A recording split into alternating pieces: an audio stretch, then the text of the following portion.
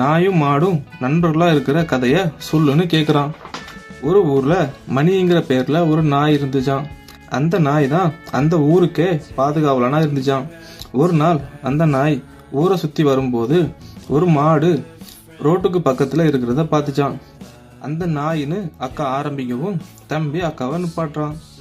அக்கா, அதுதான் அந்த நாய்க்கு மணின்னு பேர் இருக்குல்ல, அப்புறம் எதுக்கு நீ அதை நாயினே சொல்ற அப்படின்னு கேக்குறான். உடனே அக்காவும், இவ்வளவுதானடா உன்னோட பிரச்சனை, சரி விடு, நான் இனி மணின்னே சொல்றேன் அப்படின்னு சொல்லிட்டு கதையை சொல்ல ஆரம்பிக்கிறாள்.